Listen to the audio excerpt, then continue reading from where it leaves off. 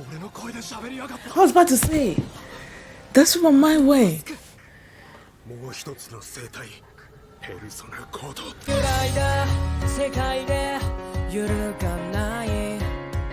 Hi everyone, I'm going to react to My Hero Academia Season 5, Episode 3, and last episode, they showed us this. Deku was streaming about what happened between the first and All for One, just up to a certain point because he could only use 20% of his power, and then they showed that Hawks is in undercover with the League of Villains, and then Endeavor went home to a welcome home dinner, but Natsu just walked out because he's not ready to deal with him and forgive him for everything that he's done so far to the family. So yeah, that's what happened. And before we get into this episode, if you guys have a reaction, please give it a thumbs up, please subscribe, and please consider supporting me on Patreon at patreon.com/feelingme. And now let's start this episode, and here we go.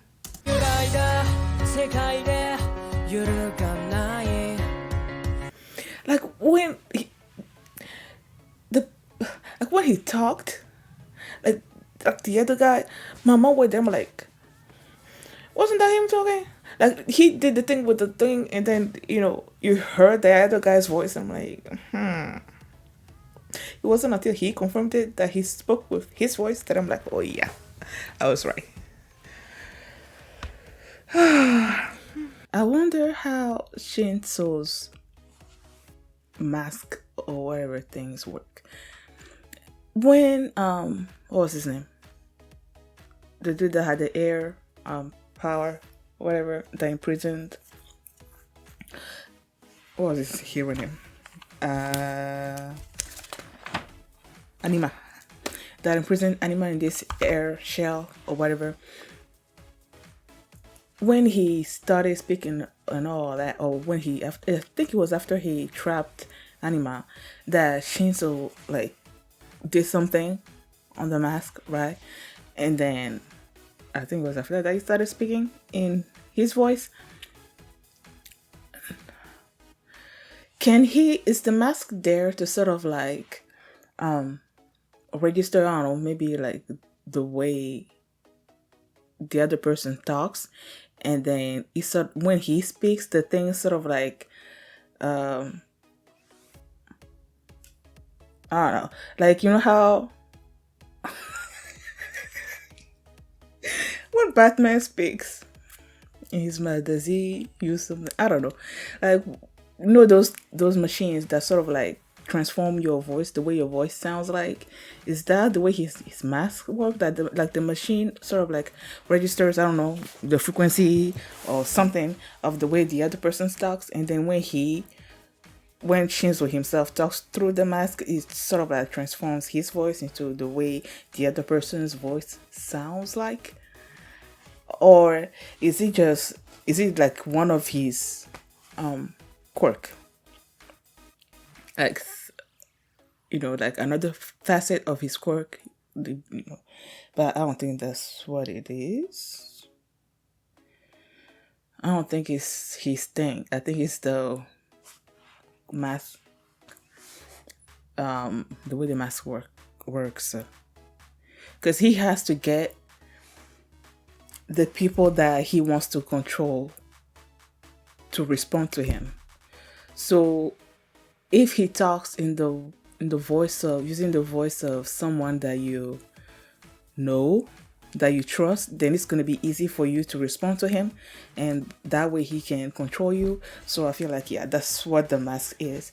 Now I wonder why he has Aizawa's things like around him. I wonder why he has that. Like, I can't think of, unless he has gotten some kind of special training with Aizawa and he's going to be using those things. You know how Aizawa uses it to combat, to fight? Maybe he's going to be doing the same thing. I don't know, maybe he has some special training with Aizawa using them, and now he's going to be using that as well to fight. Because, I feel like everybody else is not everybody else, but everybody has been going through some training to sort of like use their powers more effectively and everything. So it makes sense that he would have also went through that same kind of training and not to just rely on his power to control. And yeah, it's gonna be cool. The way he just got there and then they're like, okay, he's gonna be fighting on Class A side at one point, and he's gonna be fighting on Class B side at one point, and then he's gonna be fighting against Deku. So it's gonna be like round two. Round one, Deku won. There was this part in the episode where Deku was thinking about how he got to see the vestiges of the previous on All for Ones. No, One for All. Like how he got to see them, and he's like, is it because Shinso was controlling me at one point? Is that what brought that on, or is it something else? Because the timing of it and everything. So I don't know if his power has something to do with it. Maybe it did, maybe not. I don't know. And then Deku and All Might, they were talking about his dream and the fact that he got to speak with the first, like directly, and All Might is like, he didn't do that. Like he never had that experience, so he doesn't know if Deku is the one that sort of like created this situation or if it's something else. And then I was wondering last episode, like, what the heck is the singularity point thing? And Deku said that it probably had something to do with this theory about the fact that since as time goes on, when parents have kids, their powers to get sort of like transferred.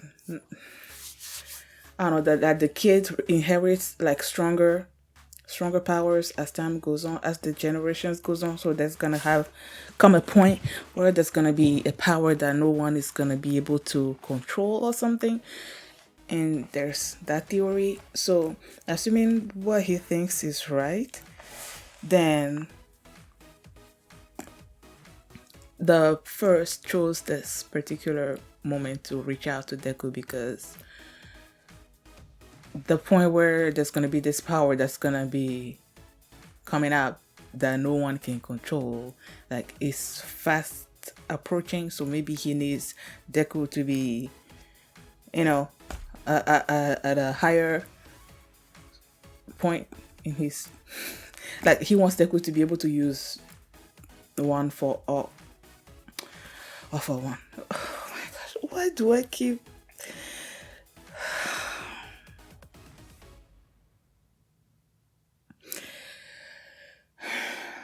He wants Deku to be able to use One for All to its maximum, so that maybe when that point arrives and that power, since All for One likes to acquire the kind of powers that he wants, if that kind of power like arrives in this, future, and All for One gets it, then he's gonna need One for All, meaning Deku, to be able to, I guess, stop him at that particular point. Like, that's the only theory that I have currently, but I don't know. It's probably gonna be way farther into the future because Deku can only use a 20% of One for All. So yeah, what else happened this episode? The class 1A or class 1B are having a fight, of course, like this.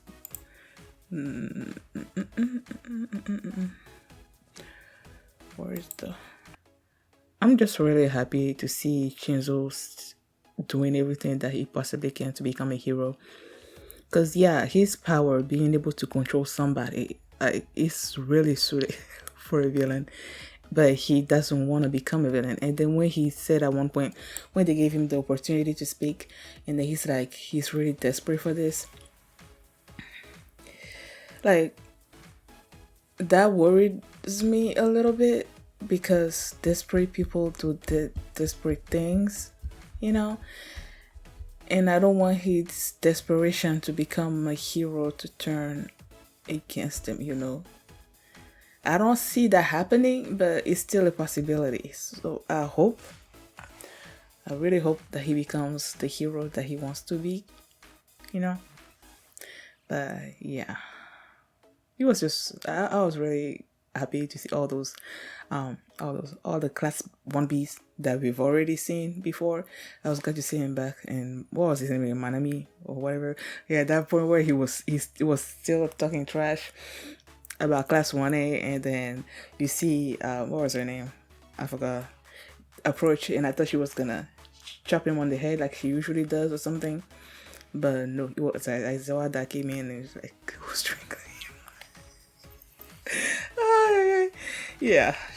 So Aizawa stepped in at that point. So yeah. I don't think there's anything else that I want to talk about. So thank you guys for watching. And if you like this reaction, please give it a thumbs up and subscribe. And if you want to see the next episode right now, you can do so by checking out my Patreon at patreon.com/feelingmini. Yeah. You can also see the full length of this reaction there as well. So thanks for watching, and I will see you next time. Bye.